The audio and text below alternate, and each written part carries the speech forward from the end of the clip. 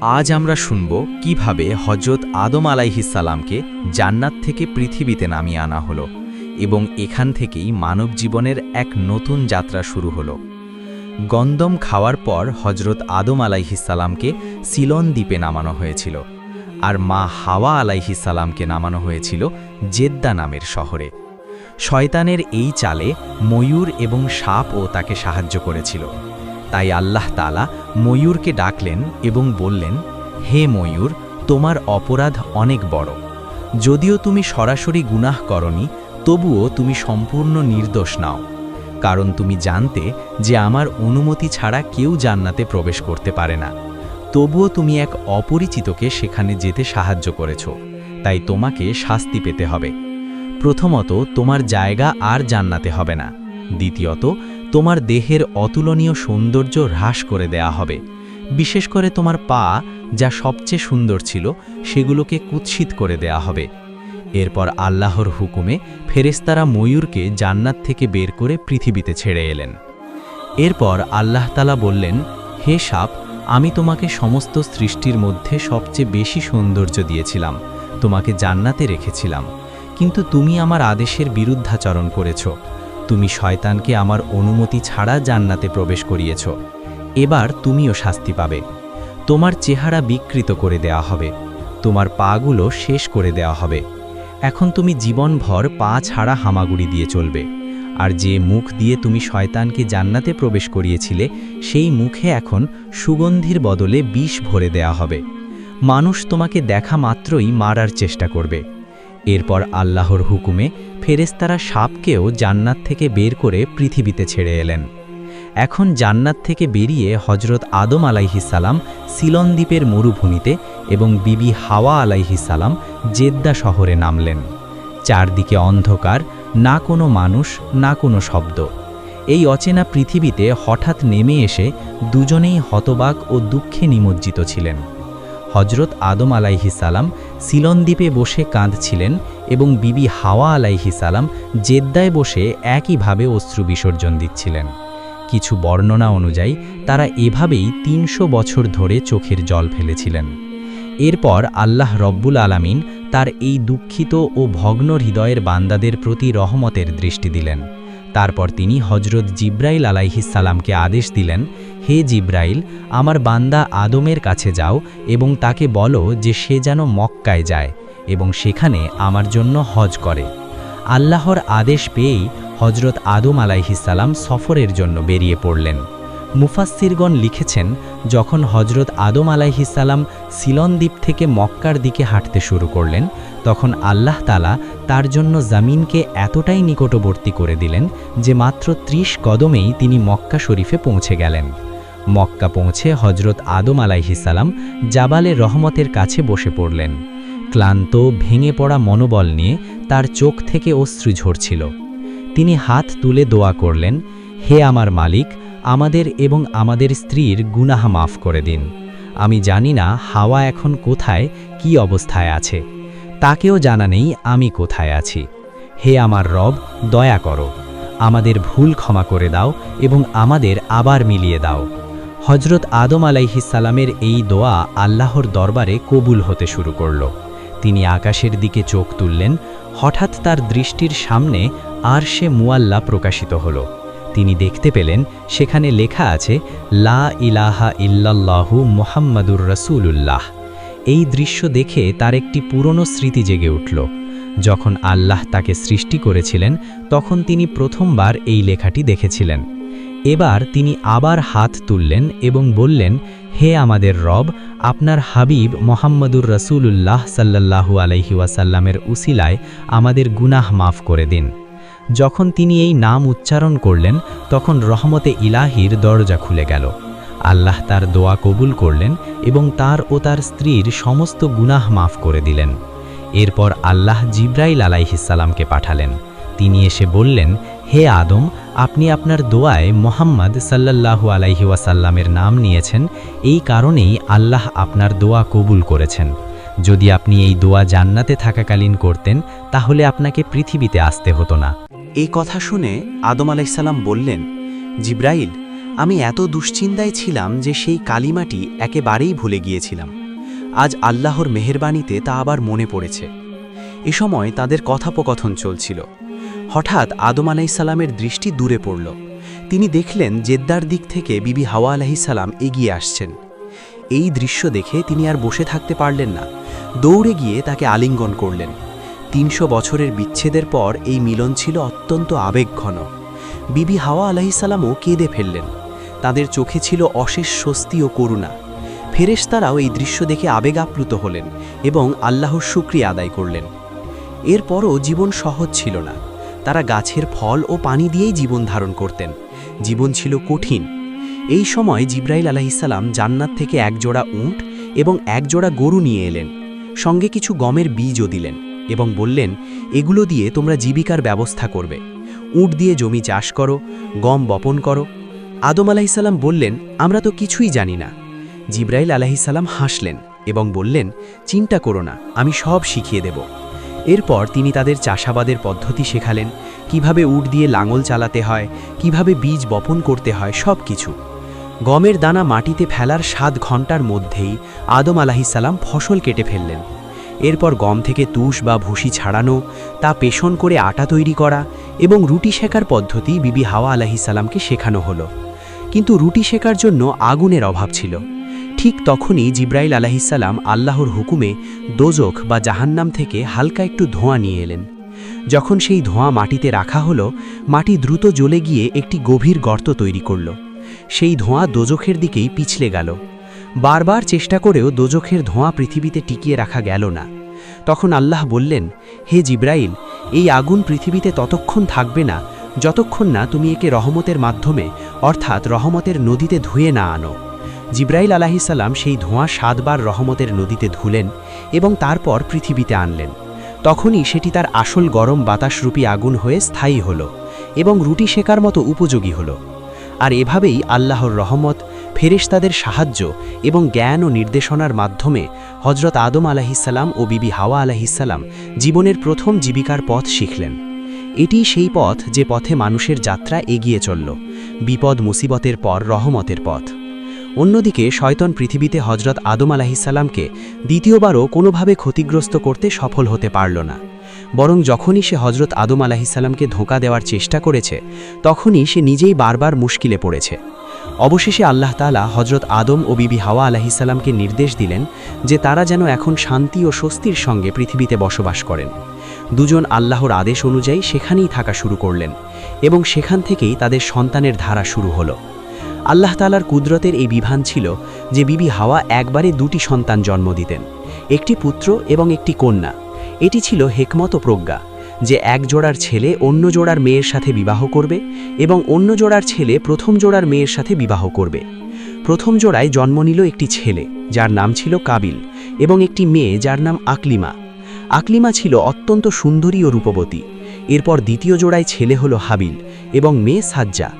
সাজ্জা আকলিমার মতো ততটা সুদর্শনা ছিল না। এভাবে বিবি হাওয়া আলাইহিসসালাম প্রতি বছর একটি করে জোড়া সন্তান জন্ম দিতে লাগলেন। ইতিহাসে পাওয়া যায় যে হজরত আদম আলাইহিসসালাম ও বিবি হাওয়ার 180 জোড়া সন্তান জন্ম নিয়েছিল। যখন প্রথম 2 জোড়া বড় হলো, তখন আল্লাহ তাআলার পক্ষ থেকে হুকুম এলো যে তাদের বিবাহ সম্পন্ন করতে হবে। হজরত আদম আলাইহিসসালাম তাদের ডাকলেন এবং বললেন, আল্লাহর তাআলার হুকুম অনুযায়ী এখন তোমাদের নিকাহ হবে। এর পদ্ধতি হলো প্রথম জোড়ার ছেলে দ্বিতীয় জোড়ার মেয়ের সাথে এবং দ্বিতীয় জোড়ার ছেলে প্রথম জোড়ার মেয়ের সাথে নিকাহ করবে, অর্থাৎ কাবিলের নিকাহ সাজ্জার সাথে এবং হাবিলের নিকাহ আকলিমার সাথে হবে। এটি শুনে কাবিল অস্বীকার করে বসল। সে বলল, না, আমি আমার আপন বোন আকলিমাকেই বিয়ে করব, সাজ্জাকে নয়। হজরত আদম আলাইহিসসালাম বললেন, এটা আল্লাহ তাআলার হুকুম নয়। সহোদর ভাই বোন একে অপরের সাথে বিবাহ করতে পারে না। তুমি আকলিমাকে বিবাহ করতে পারো না। কিন্তু কাবিল জিদ করতে লাগলো। সে বলল, আমাকে প্রমাণ দিন যে এটা আল্লাহর হুকুম। আমি কিছুতেই সাজ্জাকে বিবাহ করব না। অবশেষে হজরত আদম আলাইহিসসালাম সিদ্ধান্ত নিলেন যে তোমরা দুজনেই আল্লাহর নামে কুরবানি পেশ করো। যার কুরবানি আল্লাহ তাআলা কবুল করবেন সেই হকদার বলে গণ্য হবে। সেই সময় কুরবানি আজকের মতো হতো না। তখন কোনো কুরবানি করা হলে আকাশ থেকে আগুন নেমে এসে তা জ্বালিয়ে দিত। এটিই ছিল লক্ষণ যে আল্লাহ সেই কোরবানি কবুল করেছেন। পিতার সিদ্ধান্ত অনুযায়ী 2 ভাই কোরবানি পেশ করল। হাবিল একটি সুন্দর মোটাসোটা দুম্বা কোরবানি করল। অন্যদিকে কাবিল তার জমি থেকে পাওয়া কিছু সাধারণ সবজি ও শস্য পেশ করল। পার্থক্য ছিল এই যে হাবিল আন্তরিকতা ও ঈমানের সাথে তার সবচেয়ে ভালো জিনিসটি দান করেছিল, আর কাবিল নফসের কাছে হেরে গিয়ে নিকৃষ্ট জিনিসগুলো পেশ করেছিল। এরপর আকাশ থেকে আগুন নেমে এলো এবং হাবিলের কোরবানি জ্বালিয়ে দিল। এটি ছিল তার কোরবানি কবুল হওয়ার প্রমাণ। কিন্তু কাবিলের কোরবানি অক্ষত রইল, আল্লাহ তা কবুল করেননি। এখন সিদ্ধান্ত স্পষ্ট ছিল যে হাবিলের নিকা আকলিমার সাথেই হবে। কিন্তু কাবিল এই পরাজয় সহ্য করতে পারল না। তার হৃদয়ে হিংসার আগুন জ্বলে উঠল। সে রাগে কাঁপতে কাঁপতে বলল, তুই আকলিমাকে ছেড়ে দে, না হলে আমি তোকে হত্যা করব। হাবিল শান্তভাবে বললেন, আমি আল্লাহর হুকুমের ওপরই থাকব, তুই আমাকে ভয় দেখিয়ে আমার পথ থেকে সরাতে পারবি না। এই কথা শুনে কাবিল ক্রুদ্ধ হয়ে উঠল এবং তার ভাইকে হত্যা করার সংকল্প করল। একদিন সুযোগ পেয়ে সে একটি ভারী পাথর দিয়ে হাবিলের মাথায় আঘাত করে তাকে হত্যা করল। এভাবেই পৃথিবীতে প্রথম মানব হত্যা সংঘটিত হল। হত্যার পর কাবিল বুঝতে পারছিল না কি করবে। তখন সে দেখল দুটি কাক লড়াই করছে। একটি কাক অন্যটিকে মেরে ফেলে এবং মাটি খুঁড়ে তাকে দাফন করে। এটি দেখে কাবিল বলল, হায় আফসোস, আমি তো এই কাকের কাছ থেকেও শিখতে পারলাম না। এরপর সে সেই পদ্ধতিতেই তার ভাই হাবিলকে দাফন করল, বিনা জানাজায়। সেই দিনটি ছিল যখন মানুষ প্রথমবারের মতো মানুষের রক্ত ঝরিয়েছিল এবং প্রথমবারের মতো মাটি কোনো মানুষকে তার ভেতরে লুকিয়েছিল। অনেক তাফসিরে বলা হয়েছে যে সেই দুটি দ্বারকা ফেরেশতা ছিল। আল্লাহ তাদের মাধ্যমেই অর্থাৎ কাকদের মাধ্যমেই মানুষকে শেখালেন কিভাবে মানুষকে দাফন করতে হয়, কারণ ততদিনে এই পৃথিবীতে মৃত্যুর কোনো নমুনা ছিল না, না ছিল দাফনের কোনো রীতিনীতি। এই ঘটনা থেকে মানুষ মৃত্যু ও দাফনের প্রথম শিক্ষা পেল। কাবিল বুঝল যে এখন রাস্তা পরিষ্কার, সে ইকলিমাকে বিবাহ করে নেবে। কিন্তু যেই না সে আনন্দের সাথে এগিয়ে গেল, অমনি আল্লাহর হুকুমে তার পা মাটিতে আটকে গেল। সে নিজেকে টেনে বের করতে পারল না। সে বারবার আল্লাহর জিকির করতে লাগল এবং দয়া প্রার্থনা করতে লাগল। আল্লাহর সিদ্ধান্ত এলো, হে পাপী, যে নিজের রক্তের সম্পর্ক ছিন্ন করেছে তার শাস্তি হবে যে তাকে জীবিত অবস্থায় মাটিতে চাপা দেওয়া হবে। মাটি তাকে ছেড়ে দিতে অস্বীকার করল। সে চিৎকার করল, দয়ার ভিক্ষে চাইল এবং তারপর সে সেই কালিমা পাঠ করল যার প্রভাব হজরত আদমের ওপর হয়েছিল, লা ইলাহা ইল্লাল্লাহু মুহাম্মাদুর রাসূলুল্লাহ। তার তৃষ্ণার্ত ঠোঁট থেকে সেই কালিমা বের হওয়া মাত্র আল্লাহ বললেন, মাটি ওকে ছেড়ে দাও, এবং মাটি তাকে ছেড়ে দিল। কাবিল ভাবল যে সে এখন মুক্তি পেয়ে গেছে, কিন্তু তার নিয়ত বা উদ্দেশ্য তখনও বিকৃত ছিল। সে একলিমার কাছে পৌঁছে দুঃসাহস বা গুস্তাখি করতে লাগল। এরপর আল্লাহ তাকে বিভিন্ন শাস্তির হাতে সোপর্দ করলেন। তাকে একটি নির্জন বিরান স্থানে নির্বাসিত করা হলো এবং সেখানে একজন ফেরেশতাকে হুকুম দেওয়া হলো যে তাকে বারবার পাথর দিয়ে আঘাত করে শাস্তি দিতে হবে। আঘাত লাগবে, আবার থামবে, আবার আঘাত লাগবে এবং এই শাস্তি কেয়ামত পর্যন্ত চলতে থাকবে। পাথরের জোরালো আঘাতে কাবিল কাতর হয়ে উঠল। আকাশ চিরে তার কষ্টদায়ক চিৎকার বেরিয়ে এলো এবং সে অজ্ঞান হয়ে মাটিতে লুটিয়ে পড়ল। যখন জ্ঞান ফিরল তখন তাকে দ্বিতীয়বার আঘাত করা হলো।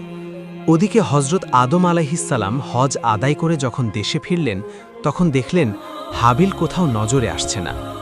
আদম ও হাওয়া দুজনেই অস্থির হয়ে উঠলেন, কারণ হাবিল ছিল তাদের সবচেয়ে প্রিয় সন্তান। হাবিল নেক ছিল, সৎ ছিল, সাহসী ছিল এবং মা বাবার সব কথাকে সম্মান করত। তাই যখন তাকে খুঁজে পাওয়া গেল না তখন দুজনেরই হৃদয় ভেঙে গেল। কিন্তু কাবিলের কথা কারো মনেও এলো না, কারণ তার আচরণই খারাপ ছিল। সে না ইবাদত করত, না কাউকে সম্মান করত। মা বাবাও সবসময় তার থেকে দূরেই থাকতেন। হজরত আদম আলাইহিসসালাম ও হাওয়া তাদের প্রিয় সন্তানের সন্ধানে দিবানা হয়ে গেলেন। পৃথিবীর কোণে কোণে খুঁজতে লাগলেন।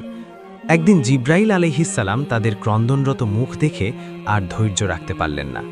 তিনি বললেন, হে আদম, আপনার প্রিয় পুত্র হাবিল আপনার অবাধ্য পুত্র কাবিল তাকে হত্যা করে ফেলেছে এবং বিনা জানাজায় অমুক জায়গায় দাফন করে দিয়েছে। এই কথা শুনে হজরত আদম আলাইহিসসালাম কেঁপে উঠলেন। কাঁদতে কাঁদতে বললেন, হে জিব্রাইল, আমাকে আমার পুত্রের কবর দেখিয়ে দাও। জিব্রাইল আলাইহিসসালাম তাকে নিয়ে হাবিলের কবর পর্যন্ত পৌঁছালেন এবং বললেন, এটাই হলো হাবিলের কবর। আদম ও হাওয়া দুজনেই প্রথমে তার জানাজা পড়লেন, তারপর কবরের পাশে বসে অনেকক্ষণ ধরে কাঁদতে থাকলেন। এমনকি যন্ত্রণা কাতর হয়ে আদম আলাইহিসসালাম কবর খুঁড়ে হাবিলের দেহটি বের করে নিলেন এবং একটি সিন্দুক বা বাক্সে ভরে ঘরে নিয়ে এলেন। প্রতিদিন 8 থেকে 10 বার তিনি সেই বাক্স খুলে হাবিলের চেহারা দেখতেন, চোখের জল ফেলতেন। তার হৃদয় আর্তনাদ করত, চোখ ভিজে যেত। অবশেষে একদিন জিব্রাইল আলাইহিসসালাম আবার এলেন এবং বললেন, হে আদম, মৃতদেহকে এভাবে ধরে রাখা আল্লাহ তাআলার আইনের পরিপন্থী। আল্লাহর সন্তুষ্টির জন্য এটিকে দাফন করে দিন। তখন আদম আলাইহিসসালাম তার সমস্ত পুত্রদের ডাকলেন, জানাজা পুনরায় পড়লেন এবং তার ঘরের এক কোণে হাবিলকে দাফন করে দিলেন। এরপর কিছুদিন পরে আল্লাহ তাদের আরেক পুত্র দান করলেন, হজরত শীশ আলাইহিসসালাম। তিনি আদমের সন্তানদের মধ্যে সবচেয়ে নেক, পুণ্যবান ও সৎ মানুষ ছিলেন। আল্লাহ তাকে নবুয়ত ও ঐশী বাণী প্রচারের দায়িত্ব দান করেছিলেন। হাবিলের শূন্যস্থান শীশ আদমের হৃদয়ে স্থান করে নিলেন। তিনি সবসময় তার বৃদ্ধ পিতার সেবায় নিয়োজিত থাকতেন। একদিন হজরত আদম আলাইহিসসালাম তার সমস্ত পুত্রকে বললেন, আমার জন্য কিছু ফল নিয়ে এসো। সবাই চলে গেলেন, কিন্তু শীশ সেখানেই থেকে গেলেন। আদম জিজ্ঞেস করলেন, ওহে শীশ, তুমি ফল আনতে গেলে না কেন? শীশ মাথা ঝুঁকিয়ে বললেন, আব্বাজান, আপনি তো জান্নাতের মিষ্টি ফলের স্বাদ গ্রহণ করেছেন। এই দুনিয়ার বিস্বাদ ফল আমি আপনার সামনে কিভাবে পেশ করি? যদি আপনি চান তবে আল্লাহর কাছে দোয়া করুন, তিনি আপনাকে জান্নাতি ফল দান করবেন।